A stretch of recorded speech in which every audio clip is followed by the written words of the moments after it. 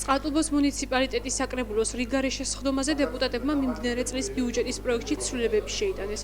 კერძოდ, წყალტუბოს სოფლების ყუმისთავისა და ცხუნკურის დამაკავშირებელი საფეხმავლო ხიდის რეაბილიტაციის მიზნით ადგილობრივი ხელისუფლება 12,000 ლარს დახარჯავს. საკრებულოს სხდომაზე ასევე განიხილეს მუნიციპალიტეტის მეხანძრეებისათვის ახალი ფორმების შეძენისა და სოფელ გუმათში მცხოვრები მარტო ხელა მოხუცის ჟენია ჯიშკარიანისათვის ერთოთახიანი საცხოვრებლის აშენების საკითხი. დღევანდელი საკრებულოს სხდომა საერთოდ ყოველი საკრებულოს სხდომა მნიშვნელოვან საკითხს განიხილავს და დღეს განსაკუთრებით შეეხებოდა საბიუჯეტო ცვლილებებს.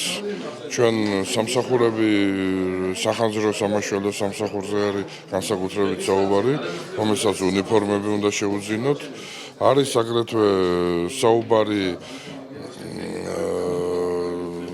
ორი სოფლის შორის დამაკავშირებელ ხინზე, რომელიც დაინგრა ზემოთ ხსენებული წყალდიდობების და უამინდობების გამო და აგრეთვე ხალბატონი ჟენია ჯიშკარიანის სახლის აშენების შესახებ.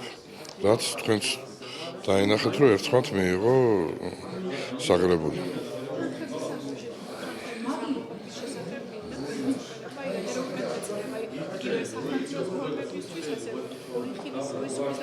დიახ.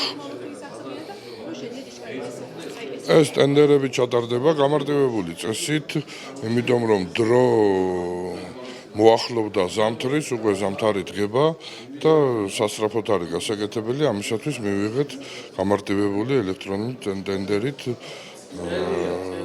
ტენდერის გამოცხადების შესახებ თანხმობა საკრებულომ გასცა გამგეობის მოთხოვნაზე.